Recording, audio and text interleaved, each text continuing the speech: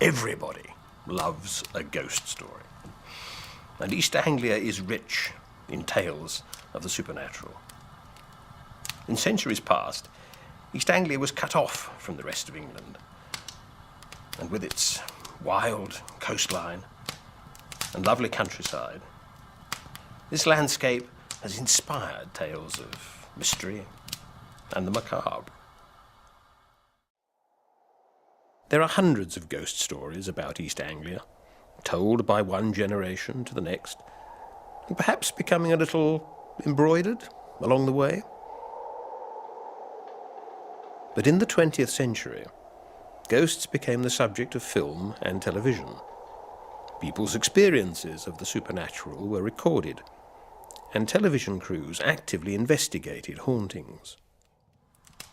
We have searched the vaults of the East Anglian Film Archive to bring you some of the most chilling ghost stories of our region.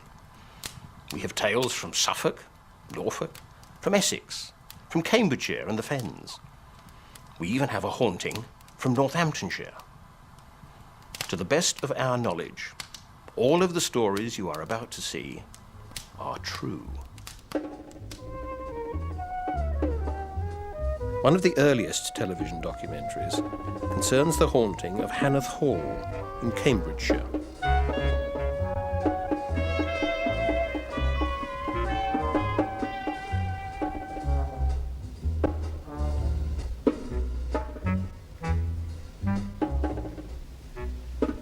This is Hanneth Hall. It's a house with a story behind it, a house that is allegedly haunted. And set as it is in the desolate and windswept fen country, it's a story quite easy to believe. The owner of the house is Mr. Williams. Now, Mr. Williams, how did this story of the haunting start? Well, I don't really know, but there have been some eccentric people live here, and some peculiar occurrences take place, you see. And I think probably... What is the supposed story behind the ghost? Generally suppose that when old Hanneth's wife died, he kept her in that bedroom at the far end there for 6 weeks after she'd died. When was this? Oh, in about the middle of the last century. And the maid had to take all her meals to her, and so on, for about 6 weeks. And since then, in what way has she been haunting? Well, of course, I don't think she has been haunting the place. So. Well, what do the stories say? Oh, the various tappings and messages through tapping. This is what is supposed to have taken place. Now, have you yourself lived in this house? Yes, oh yes, for many years. And why did you move out? Well, various reasons. For one reason, I got married, and my wife didn't like to live in a big house. She preferred a modern bungalow. The ghost had nothing to do with it? No, not at all. Have you ever believed the story that the house is haunted? No, never. I don't believe that this is haunted at all. How do you think the story started then? Well, some people, of course, may have come and lived here who've been frightened by tapping noises and bumping noises and that kind of thing, and of course, naturally, if they're of that disposition, they may have got the wind up. What do you intend doing with the house? Oh, we intend preserving it. You're not thinking of getting rid of it at all? Oh, no. You see, the house is classified as an historic building, and we intend to keep it as such. With or without ghosts? Yes, certainly. Can I go and have a look round? Yes, you may. If Mr. Williams didn't believe in the haunting, Tony Cornell, a psychical researcher from Cambridge, did. Mr. Cornell, Mr. Williams says that he's never heard anything when he lived here and just doesn't believe there's a ghost. What evidence has there been in the past? Well, of course, there's the legend that the house is haunted, going back for some years. And previous owners have heard these bangings on the bedroom doors, and they've also seen an apparition of a little boy. But we're mainly interested in what we ourselves experienced in bedroom A. We do know that something peculiar happened then. Can we go up and Yes, have a look by all now? means. Let's have a look at it.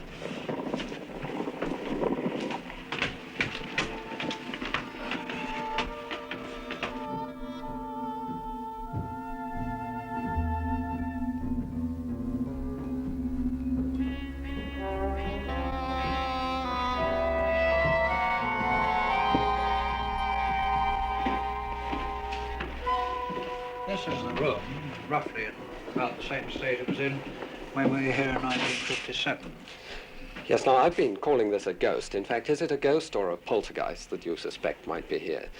Well, the difference between a poltergeist and a ghost in actual fact is a poltergeist throws things around, and a ghost is generally an object seen by someone in human form. Now, when you investigated here, what in fact did you see or hear?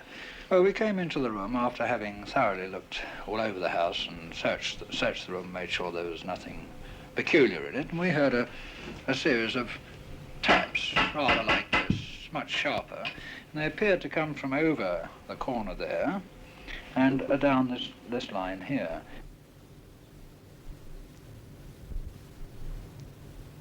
Gould was on a mattress lying on the floor here, and I was lying opposite him, feet to feet, on a mattress there.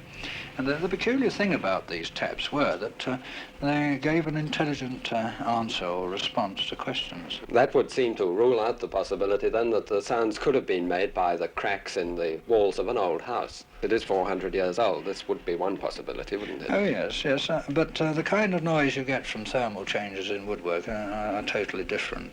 And this is the thing that we found interesting and in some ways worried us, because the taps would respond. We said, would you give us one tap for no? Would you give us two taps for yes?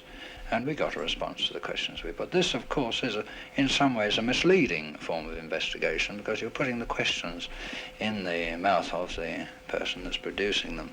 But you are, in fact, satisfied that something happened when you were here that you can't explain. There is no... Yes, indeed. It was phenomena of a peculiar nature. We did wonder whether perhaps somebody was trying to take us for a ride or not. People do try and take psychic investigators at times. But we're well versed in this, and I'm satisfied that there's something peculiar about this particular room. Well, it probably won't work, but can we have a try, do you think, at calling it back again now? Yes, we can do.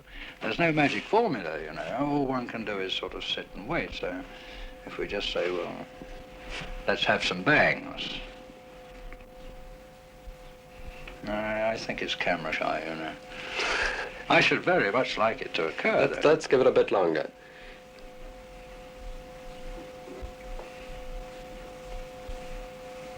No.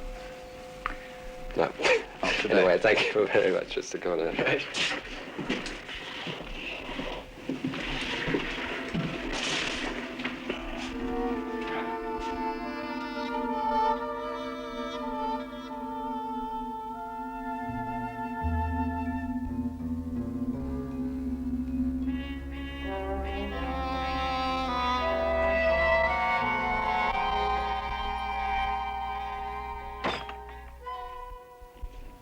Well, there we leave Hanneth Hall to its sounds and its bumps in the night, to its ghosts, perhaps. Personally, I rather agree with Mr. Williams. I don't believe in the ghosts one little bit, but I wouldn't stay here at night.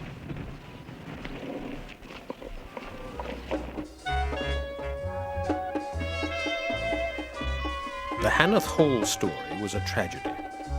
A man who could not overcome his grief refused to believe that his wife was dead. He instructed his maid to bring meals to her corpse for 6 weeks. In a further tragic twist, the maid eventually hanged herself. Joseph Hanneth eventually came to his senses and buried his wife's body in the garden.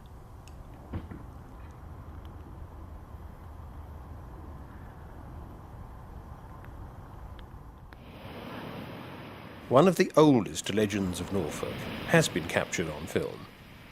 Most areas of Britain have their phantom dogs, but the most famous of these is East Anglia's Black Shuck. The legend of Old Shuck has become confused with medieval stories of the devil, who was supposed to have visited Earth in the form of a giant dog. The word shuck probably derived from the Anglo-Saxon word shucker, which meant demon.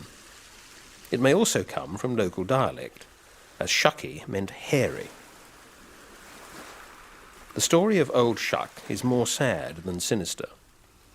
In 1709, a boat was wrecked off the coast of Norfolk, near Salthouse.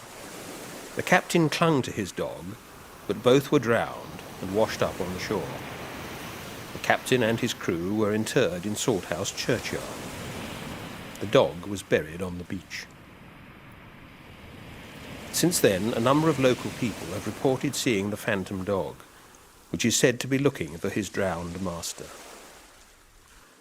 One man who claimed to have seen the ghost was Tom Starling.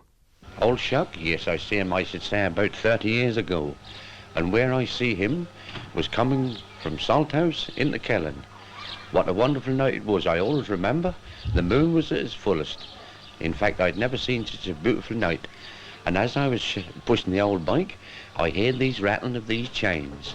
And I thought to myself, oh, well, that's nothing. That's just a matter of a horse straying off the marshes. And that kept coming nearer and nearer. And I thought to myself, well, I'd better stop here and let it pass. Well, as I got on the corner and I let it pass as I thought, and it was past me as a form as a great big black shaggy dog. And do you know what? There was a gate dead opposite, and that passed through this gate. Well, being inquisitive, I thought to myself, well, I'll see where it's gone. Well, when I got to the gate, that never had been opened. So I said to the villagers the next night when I got there, the whole story, and they said, well, that's nothing. That's what they call Old Shuck. He roamed these roads pretty frequently. He's been seen many a time. But I said I'd never seen anything like that before. Well before the invention of television, ghosts attracted the attention of the media. In 1929, the Daily Mirror covered a story about a rectory at Borley. The house became national news. In 1939, the rectory burnt down, but in the 60s, Anglia Television made a feature about the site. Borley Rectory, where fear, rumour, the unflagging efforts of sensation mongers and journalists starved of instant news kept the hot pot boiling for years. At Borley, that flamboyant gentleman, Mr. Harry Price, darling of psychic research at the time, spent many vivid hours exploring the essence of the haunting. In 1863, the rectory of Borley was built on the site of the former convent, and from then until 1929, noises and apparitions were reported regularly. The press became suddenly and belatedly interested. In the 30s, mad organ music was heard coming from a locked church, where lay the squire who'd started it all, and the incumbent of the rectory and his wife were plagued with pathetic, scribbled messages on the walls, as well as by violent poltergeist activities. But the rectory caught fire in 1939, and when Price began digging in the ashes, he discovered part of the skull and jawbone of a young woman, dead for about 300 years. The remains were laid to rest after the war, but even today, doubts as to the authenticity of the whole business are still raised by certain psychic researchers. It's so easy to make nonsense of it, they say, and demand more tangible proof than they are ever likely to get. Capturing a ghost on camera would be a television producer's dream. But ordinary photographs can sometimes surprise the people who took them. In 1966, Anglia TV went to Woodford in Northamptonshire to investigate reports of a ghost that had appeared in the church. The old village of Woodford, 7 miles from Kettering in Northamptonshire, is one of the most picturesque places in the county. On a sunny day, it has a certain quality of timelessness that can suggest any historical period, medieval, Caroline, or comforting Georgian. And the village church has a history which goes back far beyond the physical structure itself. Evidence suggests that 1,000 years ago there was some form of ecclesiastical building here. But it's not the remote past of Woodford Church we are concerned with now, but events in the very recent past. In 1964, 2 young men whose interests are photography and old buildings came to Woodford to take some colour slides of the church.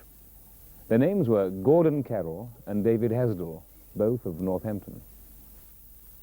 As you can see, the windows are above the main altar, and the composition makes for an attractive picture. So Gordon took his pictures at about 2 o'clock one July afternoon in 1964. He sent the negatives away, and when the colour slides were returned from the manufacturers, he glanced at them briefly and filed them. But last Christmas, when Gordon was preparing some of his slides to show to a small circle of friends, he noticed something very odd about the interior of Woodford Church. And this is what his slide showed.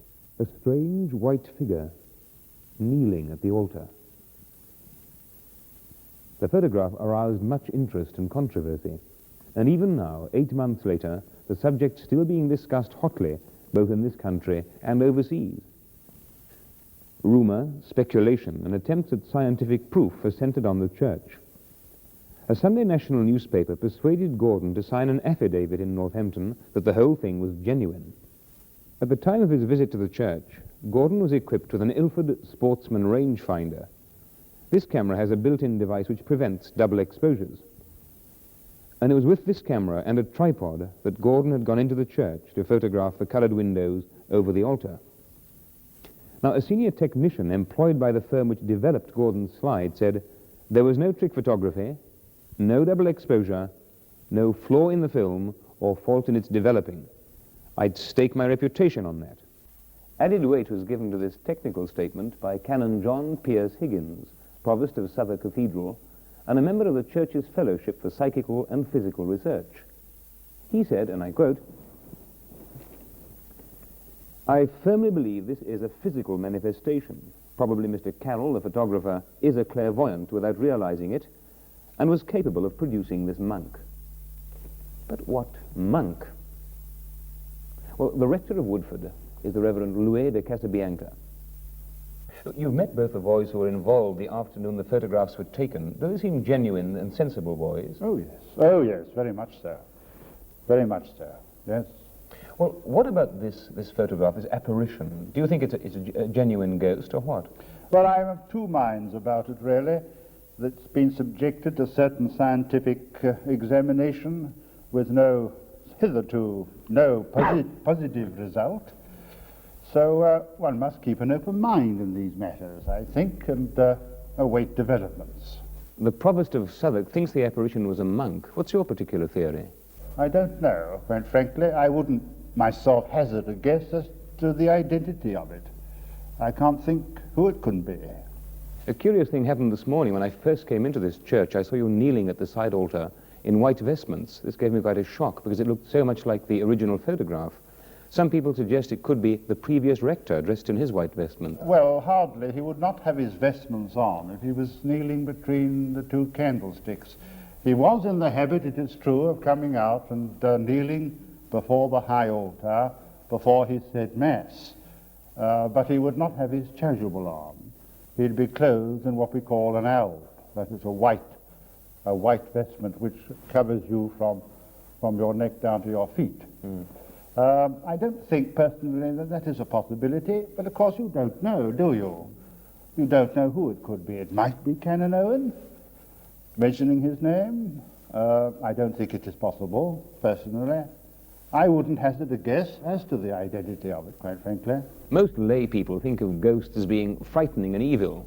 Now, if this really was a ghost, do you think it's frightening and evil too? Not all ghosts, or if there are such things, are necessarily evil. There is a difference between, I presume, there are good spirits and there are evil spirits. I would presume that if it was an evil spirit, it could hardly appear in a church before the Blessed Sacrament. I shouldn't have thought that was possible. Skeptics will doubtless argue that the film was tampered with, despite the testimony of the film technician and the affidavit of Gordon Carroll. Others will argue that while you can't prove it was a ghost, you certainly can't prove it wasn't. It seems that the only way of reaching a firm decision is to have some accredited psychic investigator to examine the whole affair.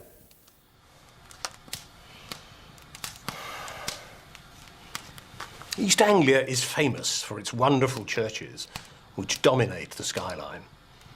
For more than 1,000 years, the parish churches have been centres of community life. They were used for everything from watchtowers and markets to places of worship, and many of them are haunted. The tiny settlement of Northwold lies between Thetford and Downham Market in Norfolk. In November 1956, an eerie event took place in the parish church there. In the 1950s, most villages had their own policeman. One particular constable covered 4 parishes and had more than 12 years' experience under his belt. One cold November night, the PC was cycling his rounds. He was eager to get home, and checking his watch, he noticed that the time was 10 to 11. If he could get to Northwold Church by 11, he could finish his beat. Suddenly, he heard a sound, the clanging of a bell. At first, he thought it was the church clock. But then he remembered. The clock had been stuck for years. Somebody was ringing the church bell. The officer cycled towards the church, counting the tolls of the bell, 25 in all. As he reached the church gate, the ringing stopped. He crept up the path. There was nothing but an eerie silence. The church was locked, but the officer took the key from under the mat and unlocked the door.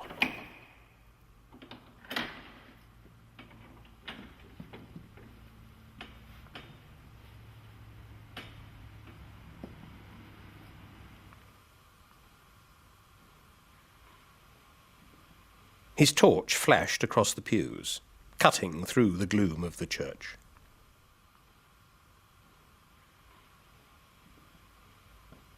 It was then that he noticed. The rope was still swinging, as though somebody had just let it go. But nobody was there. Several days later, the constable made inquiries and discovered that 10 years previously, the owner of nearby Fowden Hall had died. The anniversary of his death was the 14th of November, the very night on which the bell in the parish church inexplicably rang.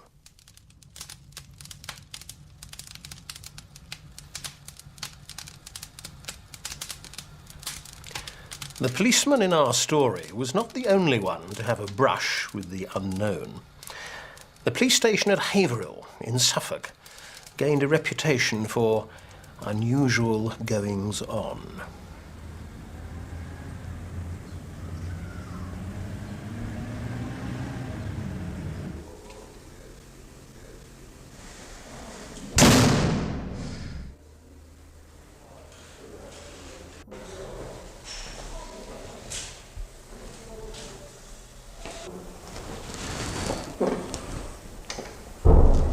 So this was how you found it, open like this? It hadn't slammed shut at all? No, the door was still open. Well, it's obviously a pretty heavy door. It wouldn't be the odd puff of wind that would make it No, close. wind wouldn't close that. What did you think had happened when you came in? I don't really know. I knew that I'd heard a door close and it sounded like one of these, but these doors were still open. They have a particular sound? Yes, yes they have. So what did you think it was? Did you immediately think, the ghost? I had that in my mind when I first heard the bang and ran up here, hoping to see it, but I didn't. Hoping to see it? Would you like to meet him? I would like to see one that would prove to me that they do exist. You're sort of in two minds about it, Well, at the moment, yes, I don't believe, I don't disbelieve. Some people might think that for a policeman to believe in ghosts, it's a bit funny. I mean, you're supposed to be the sort of solid, down-to-earth types, don't you think? Well, yes, but we are human, same as anyone else, you know. Can you hear that noise upstairs? Well, that's the noise of the typewriters going, only when Alf Cartwright heard that noise, it was in the middle of the night and there was no one up there. Isn't that right, Alf? That's quite right, yes. What exactly happened? Well, I just heard the typewriter start up, went up to investigate it and have a good look round and couldn't find anything.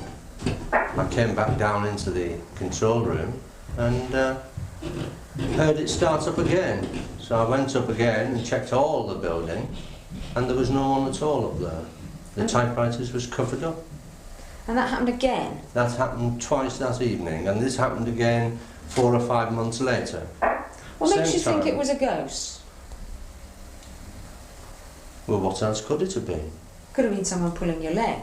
There was no one in the station. See, some people might think you're round the twist to believe in ghosts. Who do you think ghosts are, or what do you think they are? I think they're manifestations of unhappy souls.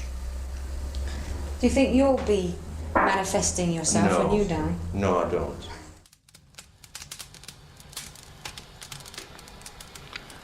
Whenever we speak of haunted houses, we tend to think of castles and stately homes. People expect that old buildings will have ghosts, and, as we have seen, to a large extent, they tend to do so. But sometimes, the supernatural can occur in the most unlikely of circumstances. In 1975, Fakenham in Norfolk caught the headlines with a haunting of a somewhat sinister nature. In this room, 22-year-old Mrs. Rachel Abel and her mother Mrs. Joyce Doubleday lay trembling as a number of happenings took place around them.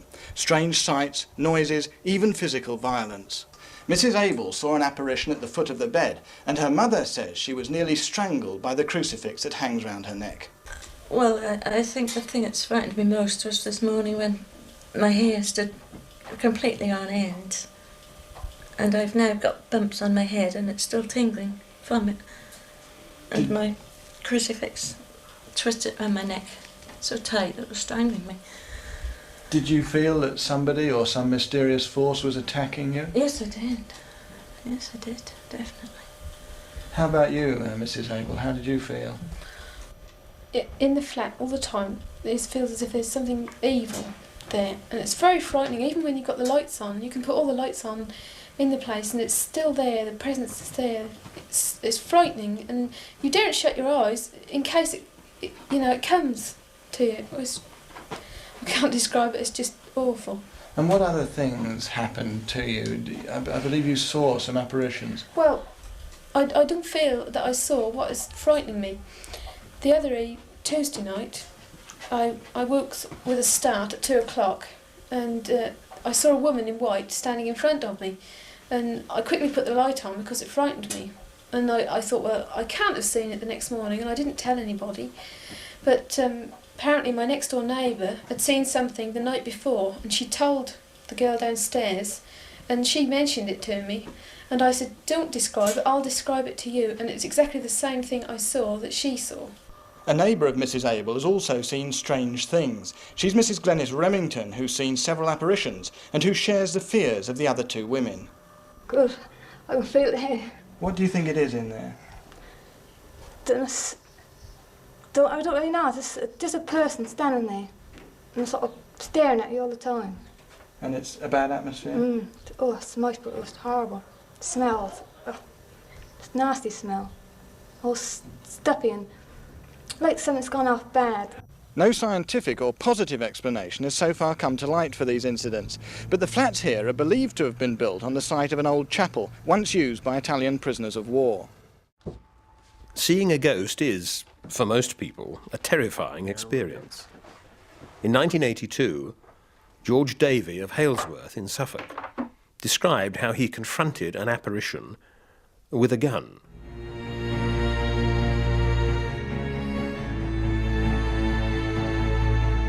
In walked a gentleman in a brown suit and brown overcoat and trilby hat.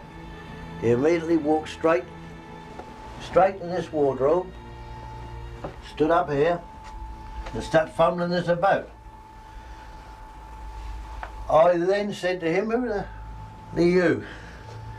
No answer. I said, look, if you don't clear out and tell me how you got in, I'll bloody well shoot you. So did you then get your shotgun? No, I told him I'd shoot him. He still didn't take no notice, so I got one. I walked 3 or 4 paces towards him, as far as I dare sort of go. And he still didn't take no notice, so I said, well, all right, you old, I am going to shoot you. You please yourself whether you go or be shot. I went to get the gun. I opened the gun like this, put the gun here, opened the gun like this, kept my eye on him to get the cartridges out of here, and just as I went to put them on, he disappeared. And all I could see then was just a pair of shoes and some socks on the floor, and they disappeared the second after. He disappeared, what, out through the door? No, he just went. He didn't go anywhere. There was nothing there. How did you feel after this happened? I felt paralysed when he'd gone. I was all right when he was there, but as soon as he went, I was done. I was paralysed. I couldn't move. I went stiff. You hadn't been drinking the night before, George, had you? No, I don't drink. Only occasionally half a pint Peps, but nothing like that. There's nothing to do with it. I mean, I know when I see somebody, when I talk to somebody. That was a lot of rubbish if anybody thinks otherwise. He stood there and that was it.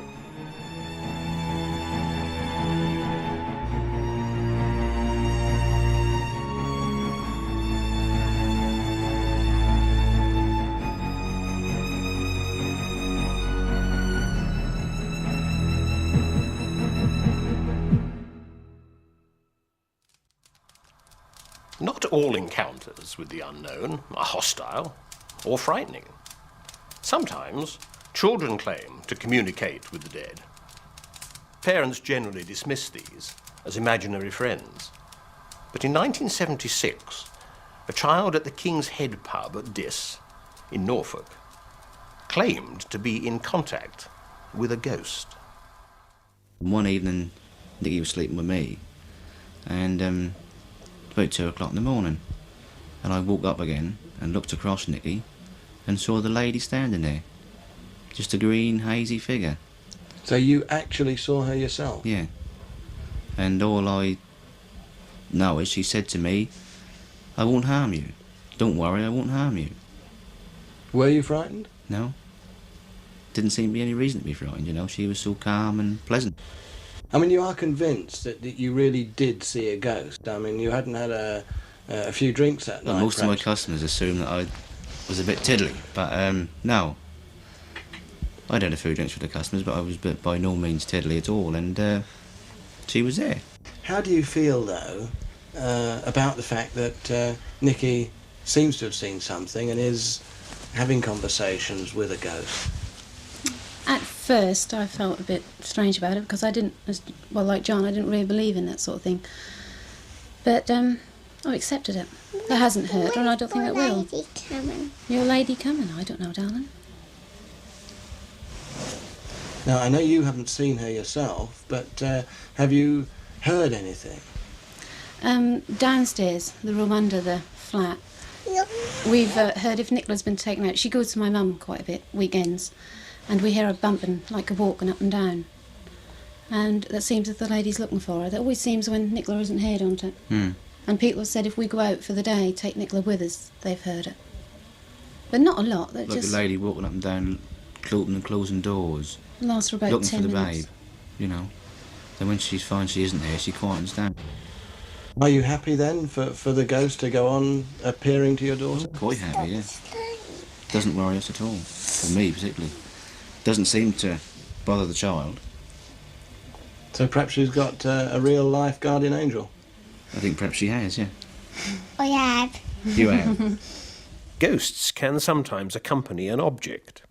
Miss Henrietta Nelson lived at Yaxley Hall in Suffolk, but her ghost seemed to follow her portrait. Miss Nelson, who died here at Yaxley Hall in Suffolk on April the 4th, 1815, had apparently lived here all her life, but because she was illegitimate, had occupied a rather inferior position. The lack of two identifiable parents was regarded as a shameful thing for the child in the 19th century. In any event, Miss Nelson loved Yaxley Hall, and during her life she requested that when she died, she should be buried in the grounds. Her death was in fact sudden and resulted from injuries sustained after falling down a flight of stairs.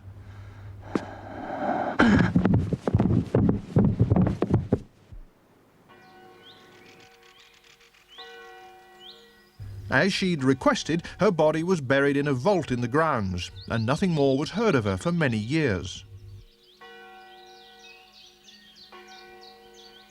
Then new owners bought Yaxley Hall, and knowing nothing of the history, had the vault removed and Miss Nelson's burial place demolished.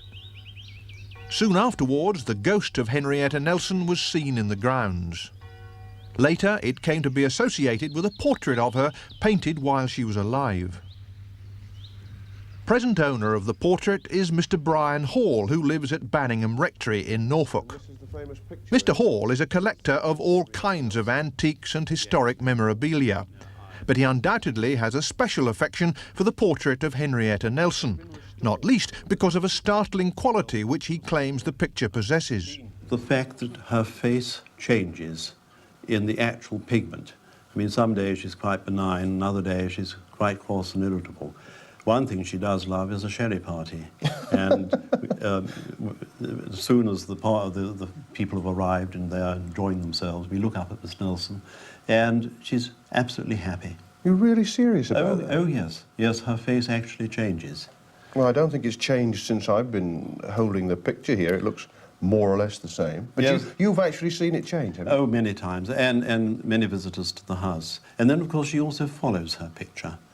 I've seen her twice at Barton Turf, where we were living when I first acquired this portrait in the early 50s. You mean you've seen her ghost? Oh, yes.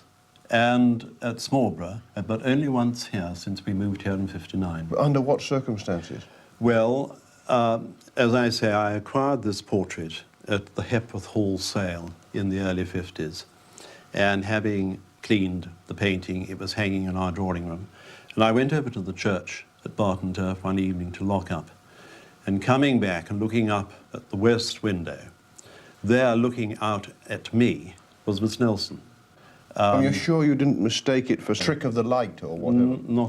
Not at all. Strange things do happen to me, and this happens to be one of them. Has anybody else around here seen her? Oh, yes. There's Fred Bartle in the village.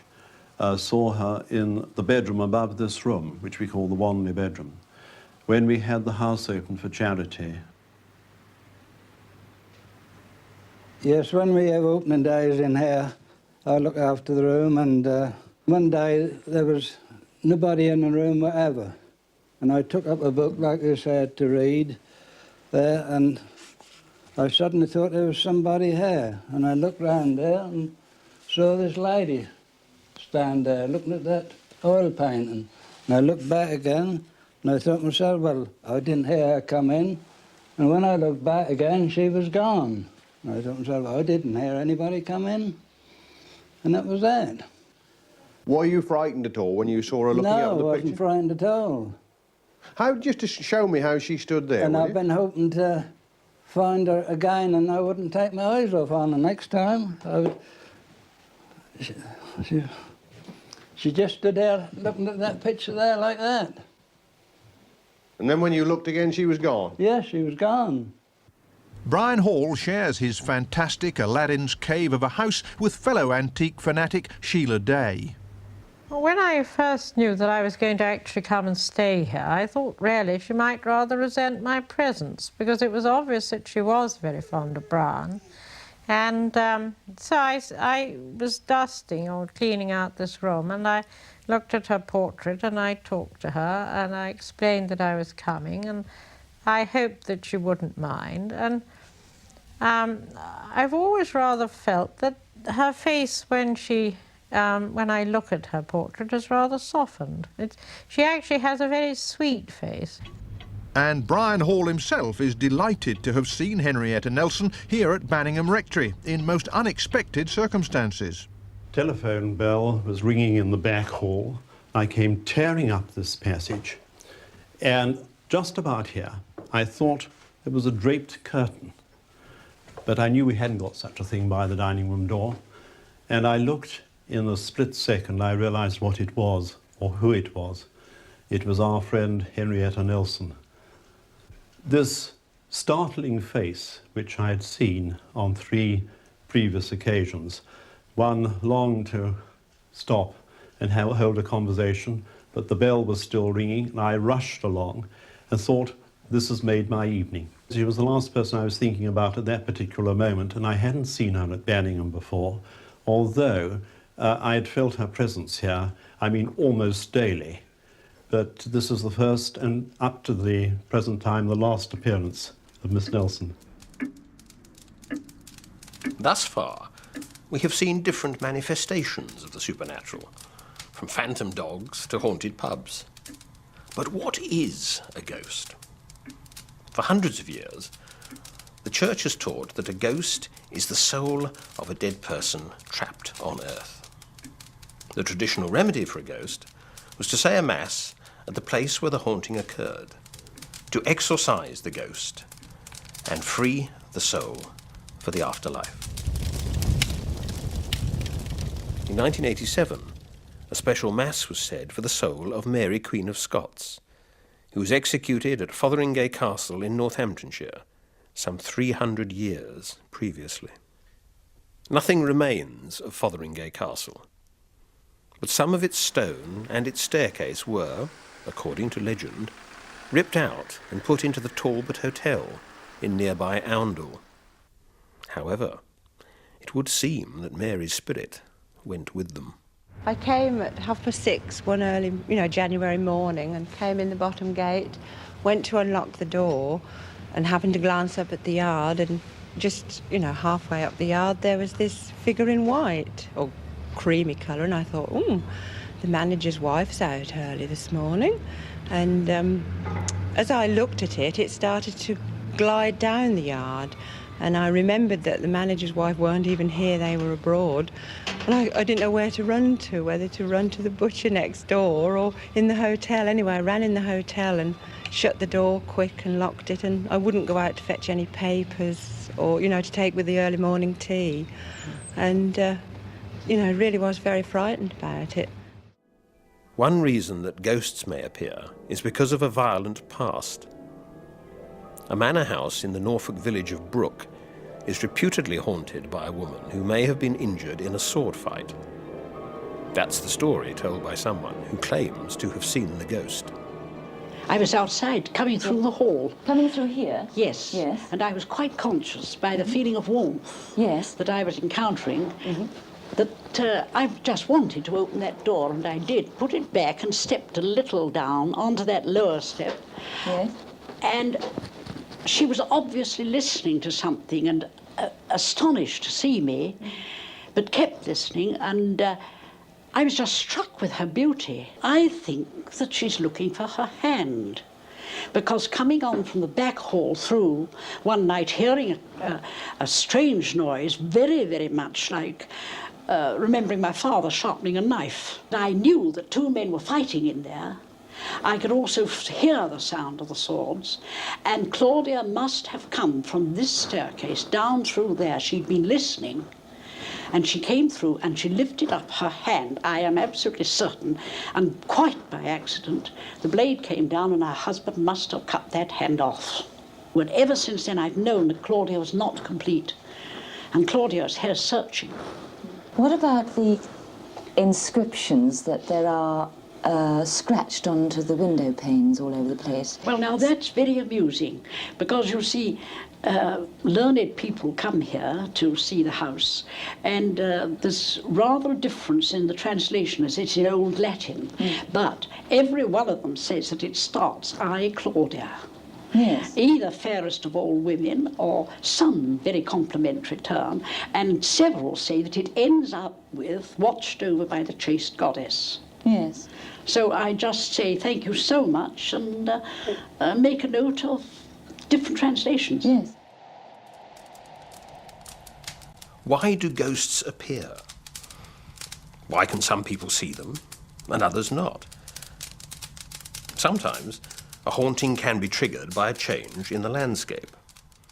A modern house built on the site of an old burial ground near Norwich saw some very strange occurrences. I went to bed one night, I was here on my own with the children, and about 1:30 in the morning I woke to find 3 men staring down at me. Just the heads and shoulders, but they were definitely looking down at me. After 2 or 3 seconds I went to get up and they disappeared. I put the light on, nothing. I was a bit frightened for a little while and slept with the light on for a few nights. But gradually, thinking they were just ghosts and not humans, the fear disappeared.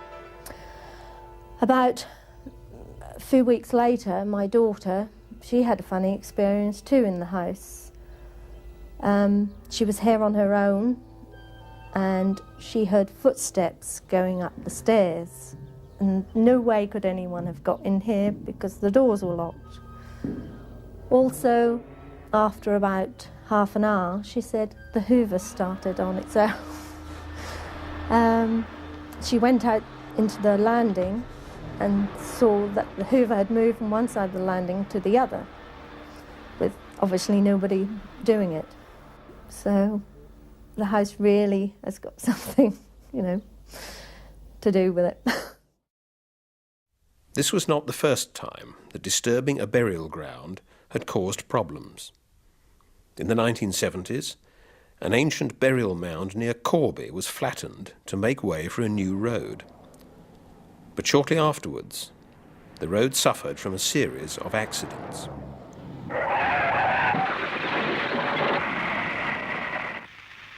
Just behind where I am standing now, over 1,000 years ago, stood an Anglo-Saxon gibbet. It is thought that this gibbet was erected by the pagans. It was only the pagans who erected gibbets on high points, on mounds, and then laid out their victims in rows with their heads between their knees. Beneath the mound, when it was quite removed, we found at a depth of about 2 feet a stone circle with pieces of limestone erected all round the edge of it, almost as for drainage purposes, with one horn off to the northwest and another to the southeast. We didn't realise at all what this could have been, but it was decided that it could have some religious significance. And when I read of the jinx upon this road, it occurred to me that perhaps the fact that this religious object was found beneath wasn't generally known, and I thought I ought to contact someone. And so I thought possibly Mr. Sumner, a local occultist, might not laugh at what I had to say, and I was very gratified to discover that he took my suggestions very seriously and pursued, he and his son pursued some investigations of their own. This is the road where all the accidents have been occurring to do with the mound. When Mrs. Brown approached my father, he suggested to her that there was the possibility of lays connecting up with the mound. Lays are sort of lines of power which ancient people used to use in religious ceremonies and things like this. They consist of lining up, say, 2 churches or 3. Also, you know, stone circles, they all line up. When the lays were upset, I should imagine this is why the accidents are occurring over here. I, in fact, found 4 lays that did connect up with the mound itself. I'll show you them more clearly on the map.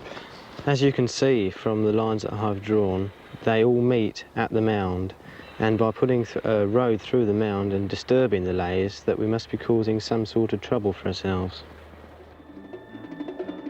The question of why a haunting occurs has puzzled and fascinated generation upon generation. In the 1960s and 1970s, television investigations into hauntings became popular. There are 2 objects still left for intensive research: the dark side of the moon and the life beyond life. As we only had a film van and 2 cameras, we chose the second. Night and rain in a house 400 years old promise much in the way of incidental shocks, with perhaps a revelation or 2 en route. And nothing in this foam-girt, owl-crazed, history-drenched isle is more conducive to thoughts of melancholy and the supernatural than a vast mansion at the sad end of a lane that appears to have been trodden out of primal grass by a party of punch-drunk dinosaurs. Tony Cornell is unpacking the bursting contents of his case to reveal some necessary tricks of his trade to our production assistant. What do you use the oscilloscope for? Oh, that's a very useful instrument in many ways. You can take all sorts of recordings with it.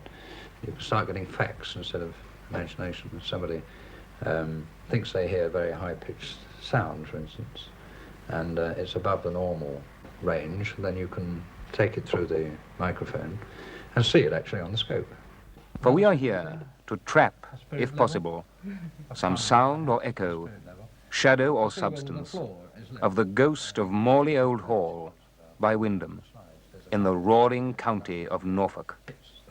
We've drawn a series of frustrating blanks in our search for final answers to the straight question: what goes on beyond this place and this time? Certain of our findings have been interesting, tantalizingly close to fact, but not close enough. These we shall remember in the long, unreal hours to be spent within this house.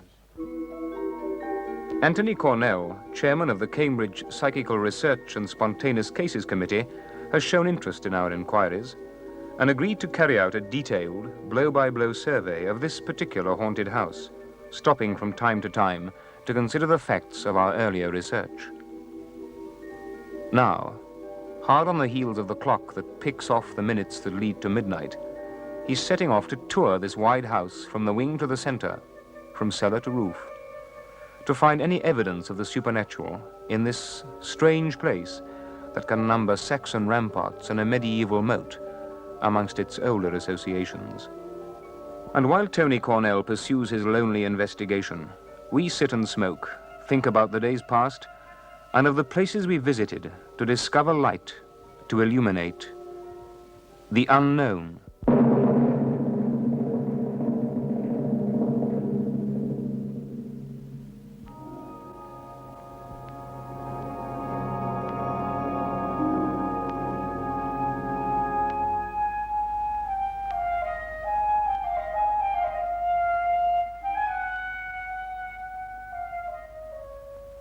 In a country rich in every sort of spook tale and devilry known to man and witch, the search for amply recorded cases of brushes with the unknown seemed too easy by half.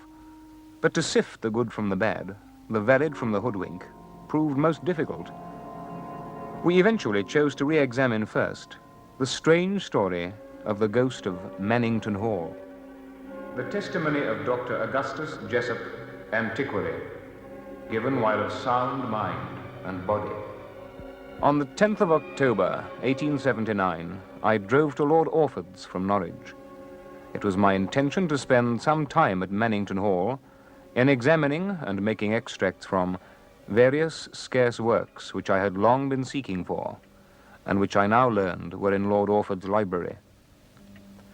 By 11 o'clock, my host and the other guests had retired to their rooms, so that I was the only person downstairs. Being of a chilly temperament, I sat myself at a corner of the table with the fireplace on my left.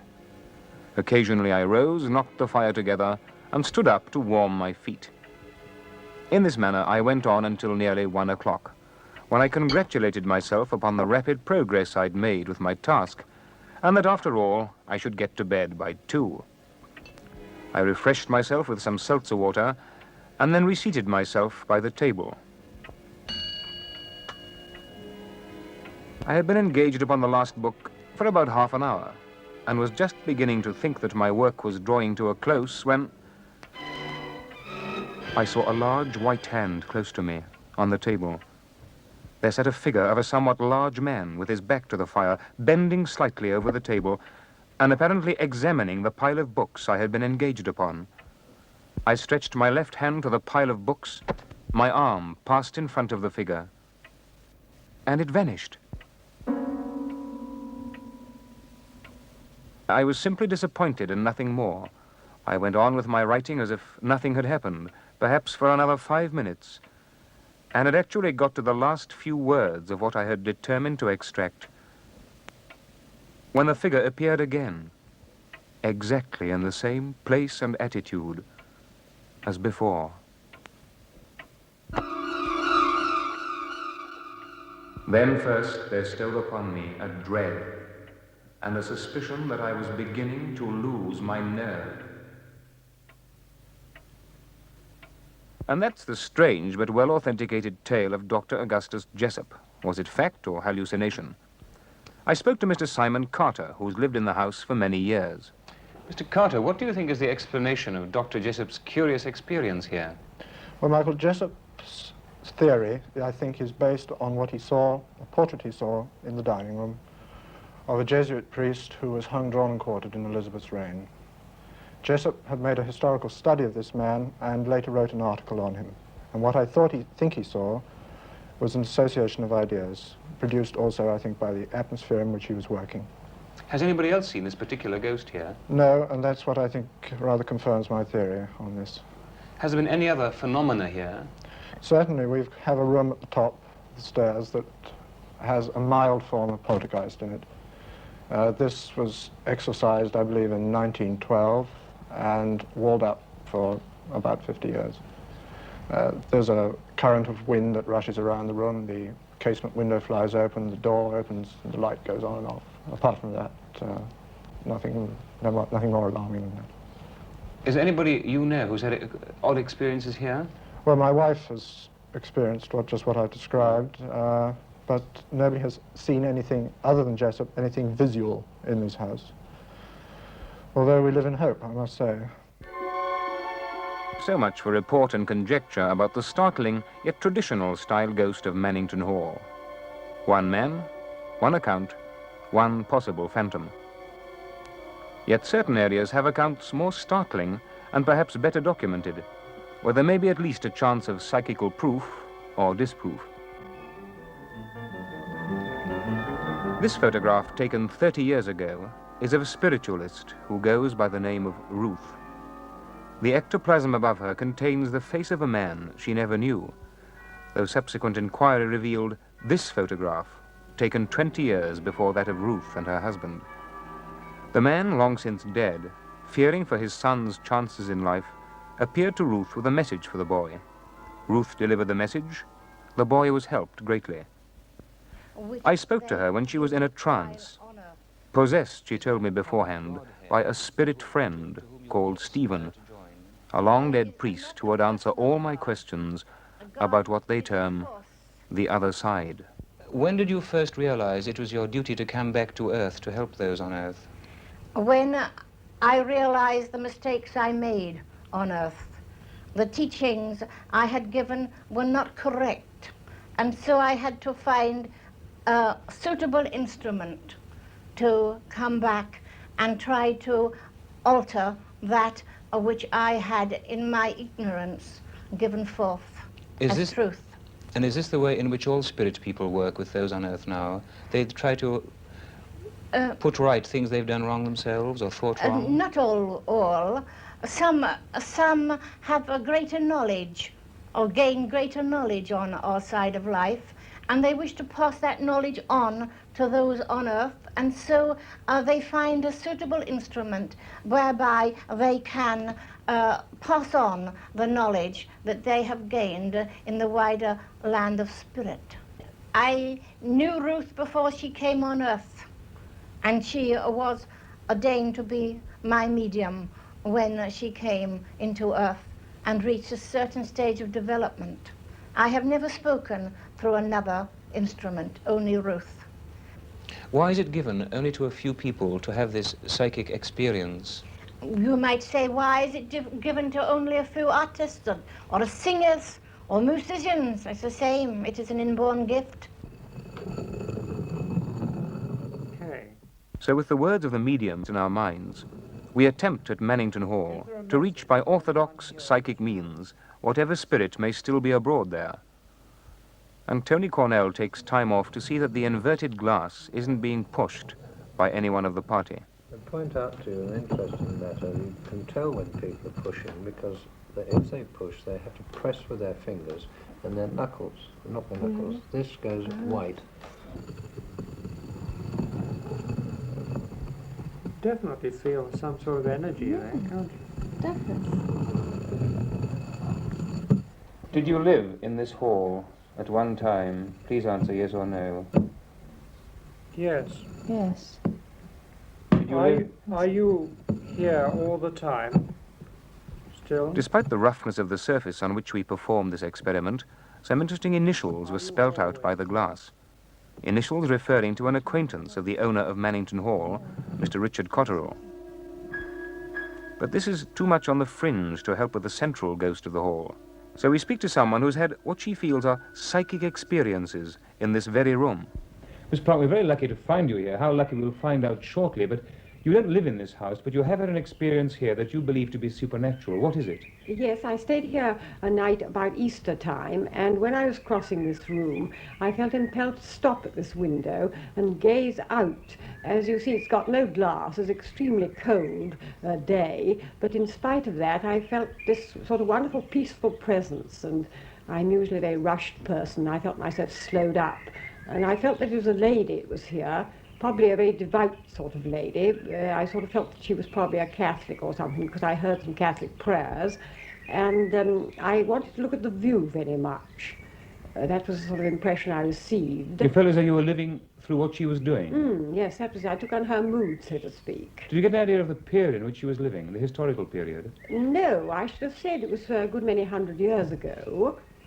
Did any of your friends have any other experiences in this house apart from yourself? Yes, the friend I brought with me in the early morning when I'd gone out to get the breakfast and she was lying in bed, she suddenly sat up apparently because she heard heavy breathing and a rustling or something. Was she frightened? She was a little, and she strained to hear it, but she couldn't hear it. She sat up, so she lay down again, and it occurred again while she was lying down. Meanwhile, Anthony Cornell continues his investigation of the hall. This man is an expert, well versed in psychic investigation. If anyone can find traces of supernatural manifestations, he should be able to.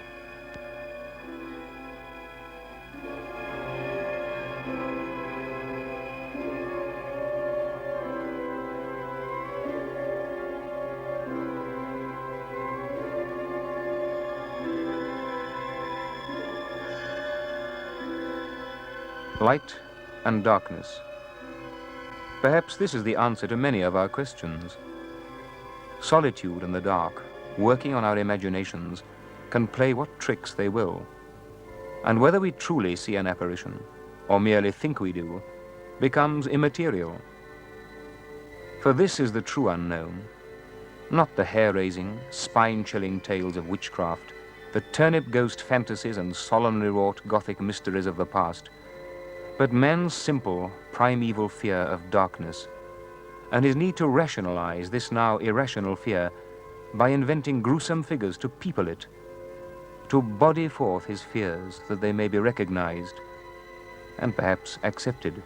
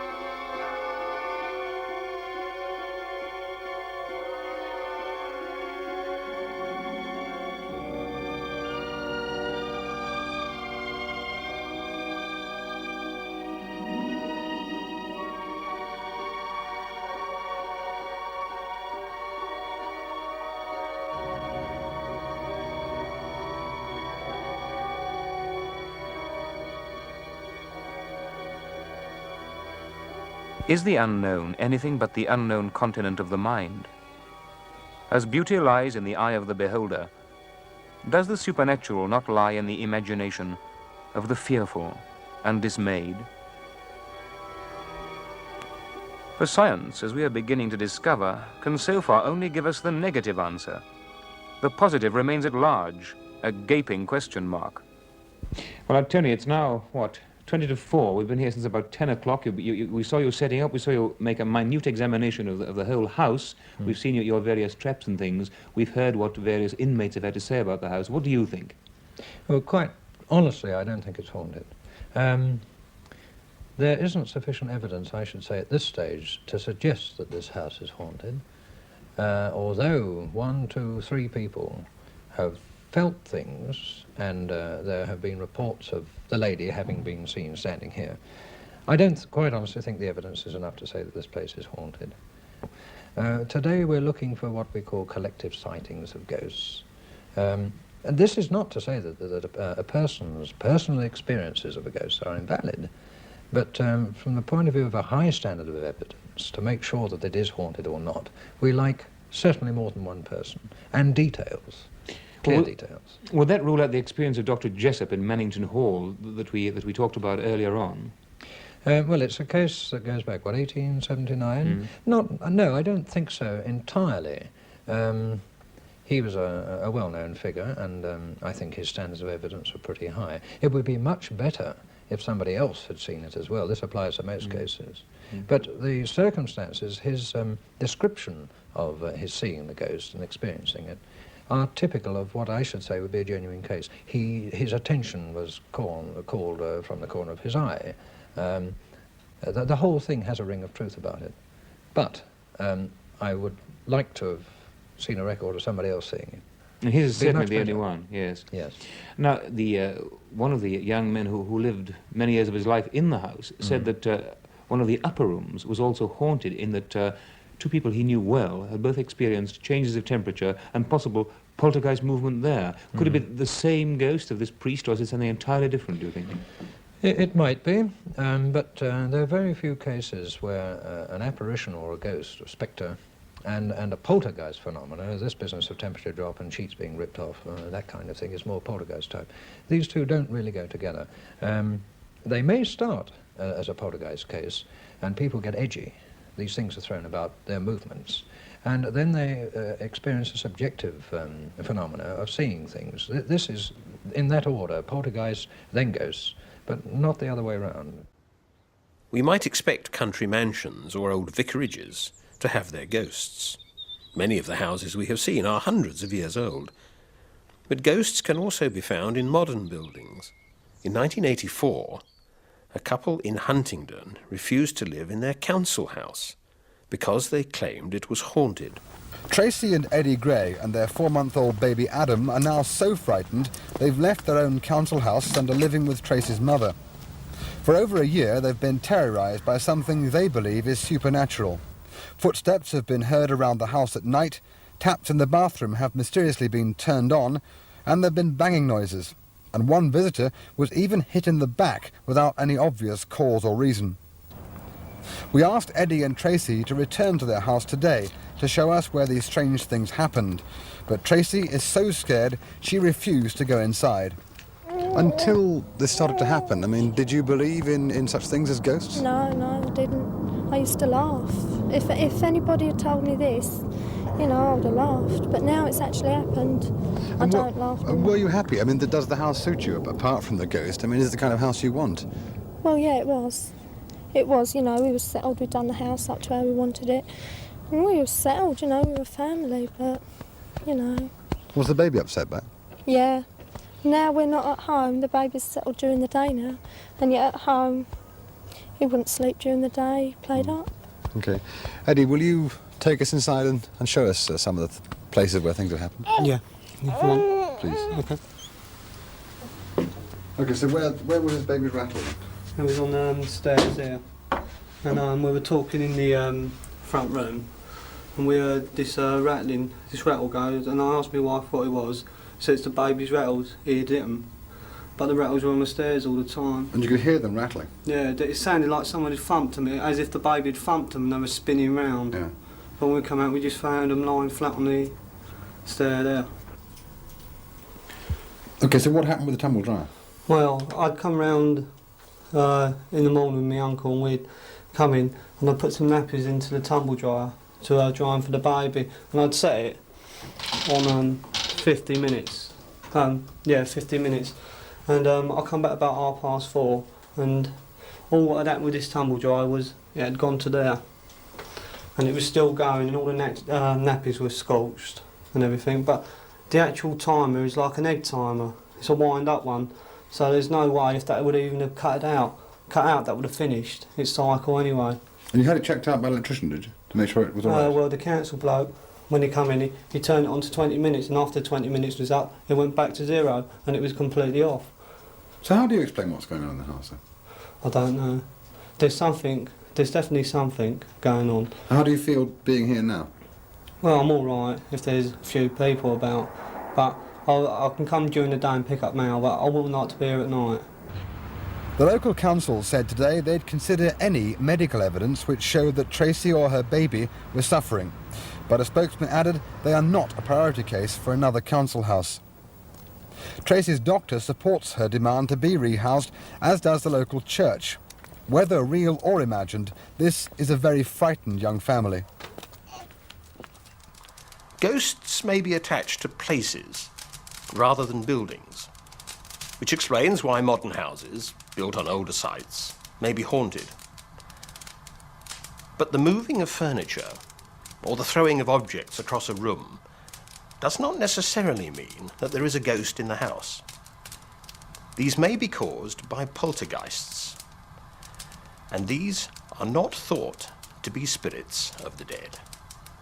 A poltergeist may be a force, possibly caused by static electricity or electromagnetic fields. Nevertheless, the experience can be frightening.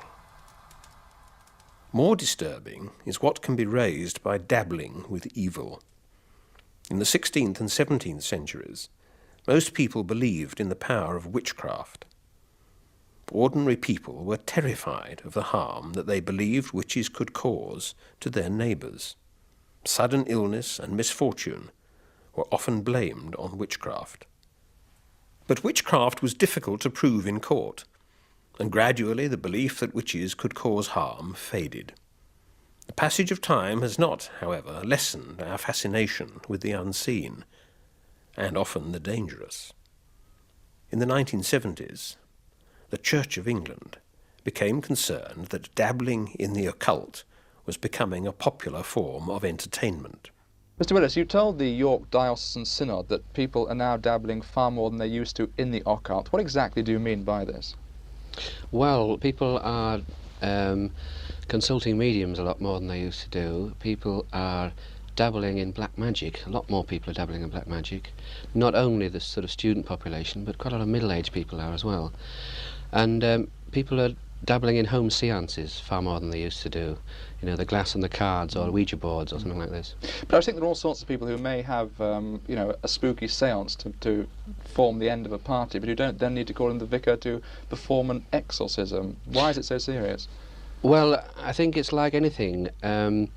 You can sometimes get away with say your treatment of electricity. You can put a wet hand into the back of a television set and not get a shock. But if you go on doing it long enough, you will. It's rather the same with this, that sometimes you can get away with it and not have very much happen at one of these home seances, but if it's continued in long enough, people will find that things do happen, and pretty nasty things as well. Well, what sort of things? So what are the harmful effects that this dabbling can have on people? Well, usually they begin to get messages which they can hardly believe at first. They check out the truth of these messages and they find they're accurate. So either then they throw their Ouija board away and say, we're not having anything more to do with this is weird, or else they get obsessed with it. And then they find that these messages become more frequent and more accurate until they get hooked. And then eventually, at some point, the big lie is passed. Somebody gets told it was his brother that stole his wallet, and that causes a family row. Or someone is told his wife's been unfaithful to him. Or someone is told, you're going to die 3 weeks on Thursday. And then there's panic. This kind of destructive lie. Well, would you say, though, that there really are such things as external evil spirits, or are they just manifestations of disturbances inside individual human beings? Well, I think to begin with, a lot of these home seances, they're playing around with a common mind.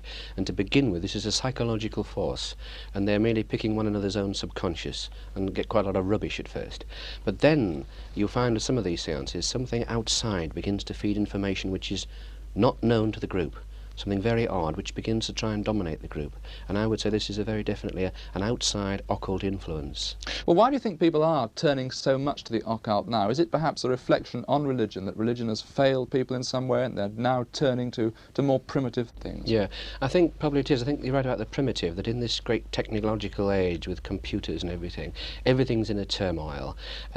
People have lost their hold on traditional beliefs and are therefore turning back to the primitive, sex, violence, witchcraft, what one might call the simple things of life. And at the same time, people have, in our generation, said, well, I think material things can bring me happiness.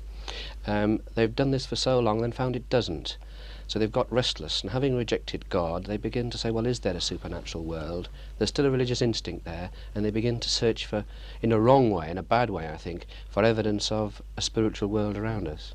But priests are spending more and more time, you say, performing exorcisms. I mean, is this not really a sort of a spiritual con, in fact? You sort of get the vicar in and he says a prayer and everybody believes it's then going to be all right, they'll go away. I mean, can exorcism really help if there's an evil spirit about?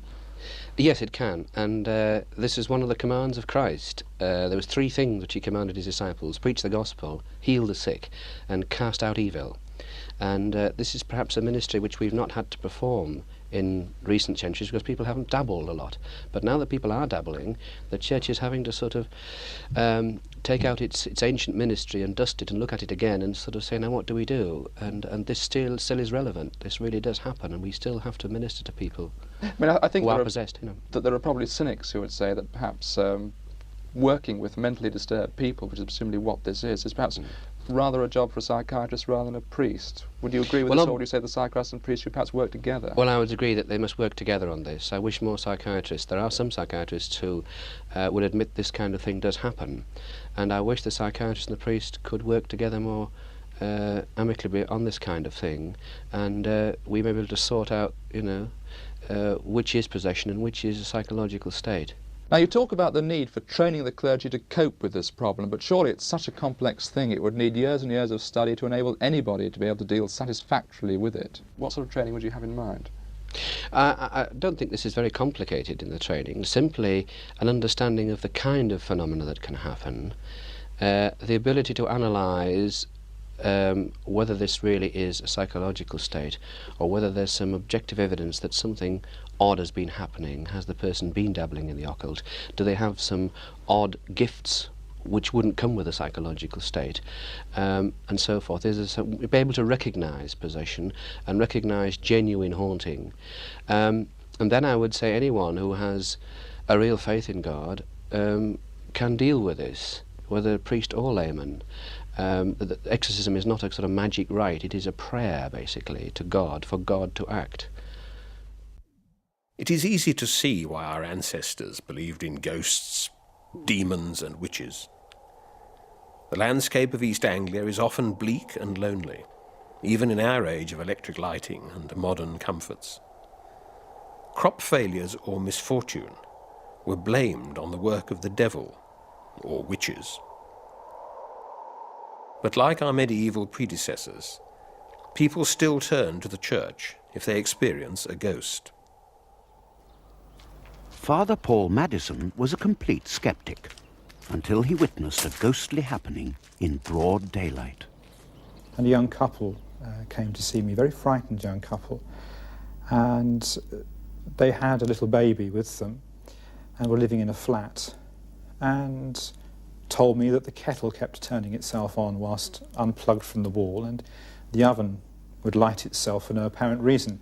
I sniggered to myself, but obviously not in front of them, because for them it was a very real experience, and they were very, very frightened people, and they were concerned for the baby, that something might happen to the baby and so on. So I said, well, perhaps I better come round and look and see what we can do. And off they went, and we'd made an arrangement that I'd go around the next day. And off I went, armed with my prayer book and my holy water. And we got there and sat down, and we were talking just about how long they'd lived there, and really trying to find out some background to the whole thing, and who'd lived there before them. And they said that an elderly lady had lived there before, and she died alone and without any family. And whilst we were talking, the kettle actually boiled. And not only was it unplugged from the wall, but the lead wasn't plugged into the back of the kettle. And steam started coming from the kettle, which was a most disconcerting experience for someone who, up until that moment, had been a confirmed skeptic of the whole thing. And then after that, the oven decided to light itself. So by now, I was in the same boat as them, I think, really. And we prayed for the lady who died. We said the Our Father together. We blessed the house with some holy water, and we prayed that this family would be able to live here in peace and in comfort. And a few days later, I saw the couple again, and they told me that it hadn't happened since. And as far as I'm aware, it's not happened to the present day. There is a dark side.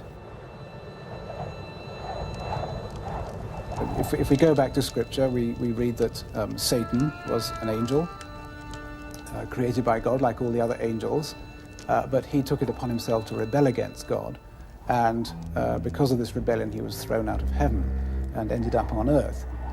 And since then we've seen the results of his activities. I suppose perhaps the commonest thing is that people are perhaps into the Ouija board thing, and that is seems very sort of innocent, and it seems like a bit of fun, and I think often youngsters sort of have a go. And experience shows that, you know, six people around a table, one of those may well get a terrible fright, even or the first time that they've actually done that.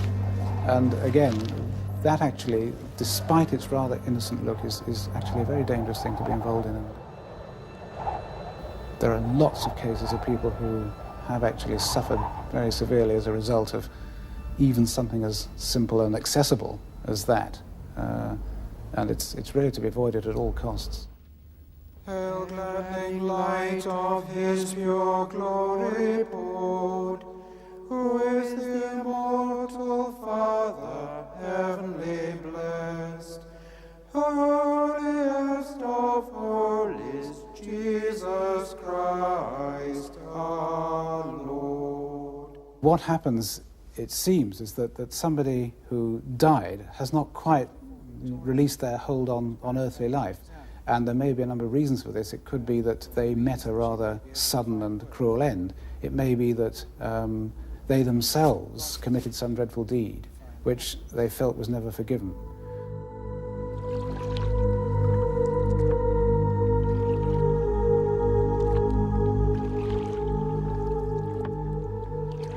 Tales of ancient ghosts are known all over East Anglia.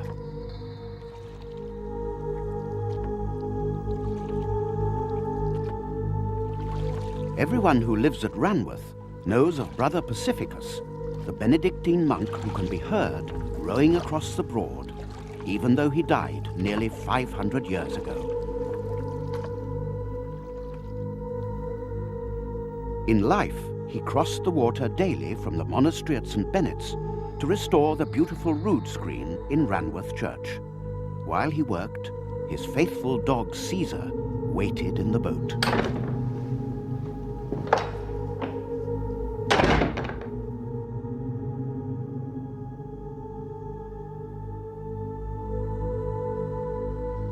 To this day, Brother Pacificus still comes to pray before his handiwork.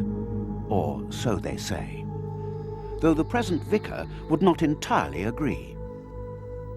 Everybody loves a story, don't they? I mean, the story is most important, and the Christian message is told by stories. Jesus told stories.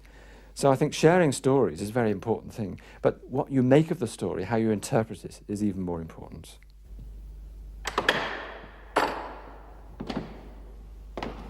John Cater has farmed in Ranworth all his life.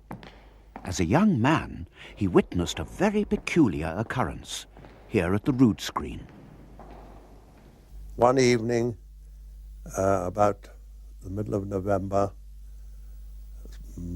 must be 40 years ago, I'd been pulling mangles on a field called the Church Peace at Ranworth, and I'd been working with the verger all the afternoon. But before going home to Bastwick, I decided just to go into the church to play the organ for a few minutes. And while I was playing the organ, I heard a tap, which I took to be one of the pews contracting. I looked up, and the whole way across the stream, not just the chancel, but the whole nave, there were candles burning about an inch apart and about an inch high. I stopped playing the organ, I clattered down in my farm boots, down the aisle, got about halfway, and they all went out. I turned round a quarter circle and thought, came back to the organ, put my hand on the seat again to slide along it, I heard this crack again, And I looked up, and now all these candles were lit again. I've never experienced this church without a draught in it of some sort. These candles weren't wavering, they weren't flickering or doing anything. They were absolutely still. And as this thought came into my head, the most horrible, cold, damp, clammy feeling came over this church. And I was scared stiff.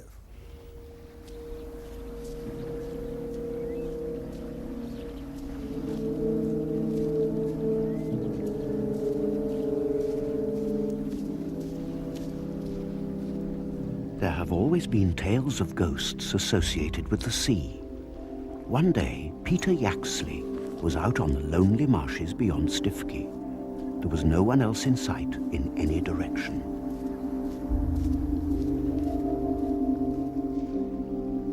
He was familiar with the area around the old sewer pipe. As he watched, a figure with a dog appeared and waved.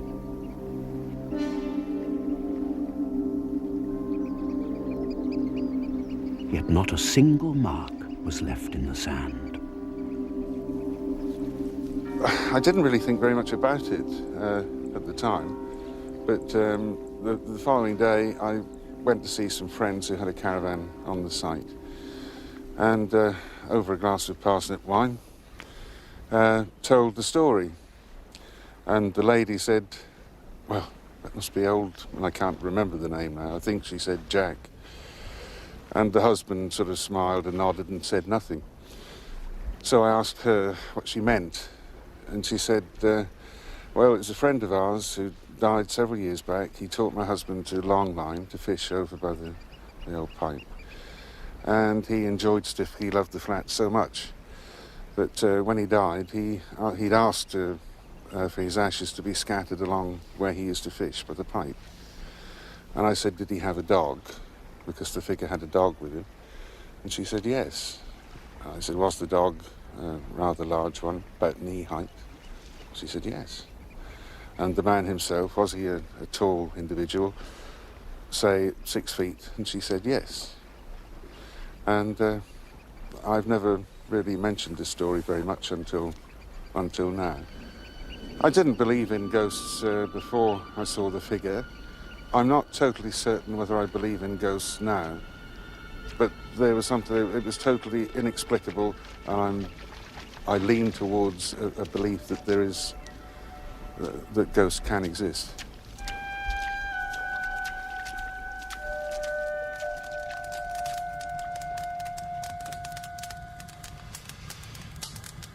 Everyone has his own reasons for believing in ghosts. But a ghost is such an irrational entity. It makes no sense. However, ghosts are reputed to haunt the most rational of places. In this case, Cambridge University.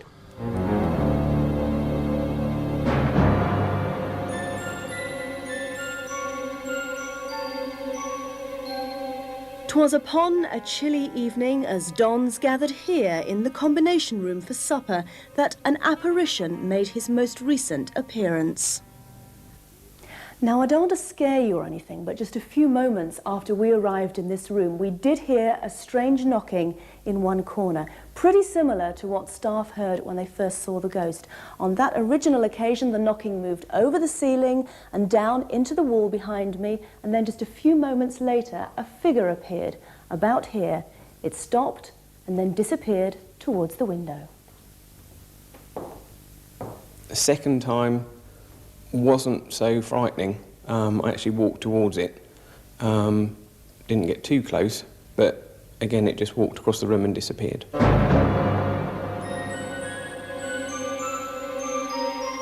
Who knows who the figure may be?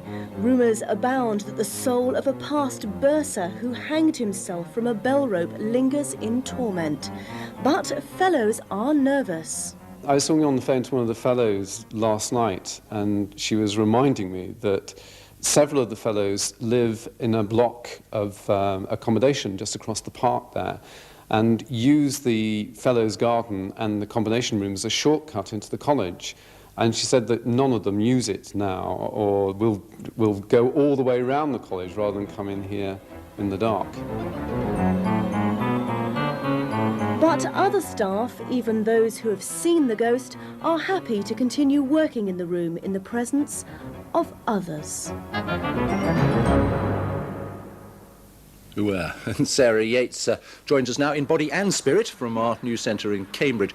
Sarah, you mentioned this strange knocking noise, typical of our cameraman to have missed it, but what actually happened? I'm not kidding you, we'd only been in the room about 2 or 3 minutes, but suddenly there was this strange knocking on the wall. It wasn't like someone tapping on a door. It was almost like a series of light thuds against the wall, and I'm not kidding. And Chris, who's the cameraman, is nodding his head right now. I jumped. My heart missed a beat, and even the people who'd seen the ghost, who were in the room with us at the time, they actually stepped aside and looked visibly shaken, and one of them actually went over to the corner to see what was going on. But I'm not saying we heard it, but it was pretty spooky. I think you've got far too much Christmas spirit going here at the moment. I mean, seriously, what is the atmosphere like at Peterhouse? Well, I mean, people are genuinely concerned. Even the theologian, the dean of Peterhouse that we spoke to, as a theologian, he says he's not convinced that ghosts, as in spectres covered in white sheets, are actually stalking the corridors of Peterhouse.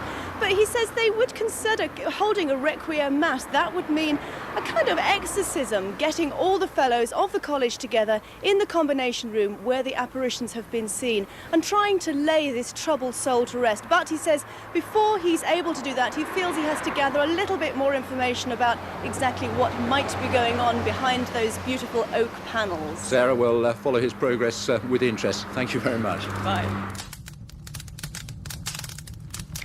Some people will never believe in ghosts. For those who do, there is still the question of what a ghost actually is. I hope you have enjoyed our stories. And until the next time, goodbye. And sleep soundly.